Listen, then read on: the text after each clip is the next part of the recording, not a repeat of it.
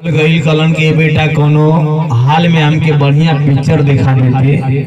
हमारे एक मानसिकता, हमारे एक ख्वाहिश, हम कहनी कौन दादा कलन कोनो हाल में बढ़िया बेटा पिक्चर दिखा दे भैया। एगो आजमगढ़ में फिल्म लगल है, साउथ फिल्म लगल है, बड़का दादा के लेके गली, 2 टिकट कटा लेनी, हॉल के अंदर घुस गई, आगे कुर्सी पे बड़का दादा के बैठा के बगल में खड़ा हो गई, फिल्म चालू हो गई, नाम गाँव लिखाए लगल, हाई हीरो, हाई हीरोइन, हाई गुंडा, हाई गुंडी। बड़का दादा इशारा करके बोला के कलन करे बेटा काली ये कुर्सियां चली, हाउ कुर्सियां ना चली, समझदार को इशारा काफी होता है संजय भैया। खाली चली लेकिन आराम से चली। ए भैया धीरे धीरे आधा सीन खत्म हो गई, तो चार चक्का से हीरोइन पहलवा मतिन उतर गई। जब गोल गोल टंगड़ी देखने लगल मने मने मुस्कियाए, कथमा यार राजा क्या सीन है। वो 5 मिनट के बाद 4 गो 4 चक्का आई, जब करिया करिया टंगड़ी देखने लगल थर थर थर थर कांपा लगला, पसीना छोड़े, कदम करे बेटा जी कौन सीनिया।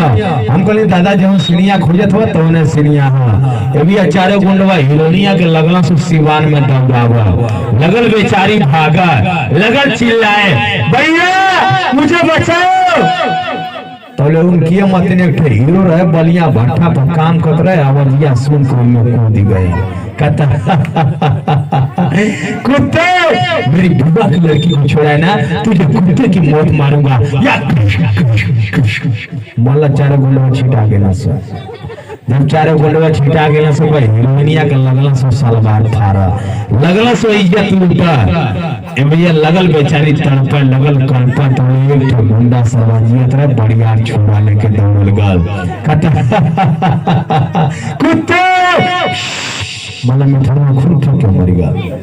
जब मिथुनवा खून फेंक के मर गल, हीरोइनिया के लगला सो सलवार फाड़ा लगल, बेचारी तड़पा, कहते करण उठो करण, नहीं तो मेरी इज्जत चली जाएगी। करण करण कहाँ ले उठ के चेयर के मरल होता, कहते करण तुम्हारी माँ की कसम करण उठो, करण तुम्हारी पूरी परिवार की कसम करण उठो, करण नहीं तो मेरी इज्जत चली जाएगी। करण करण कहाँ ले उठे खुल के मरल होता।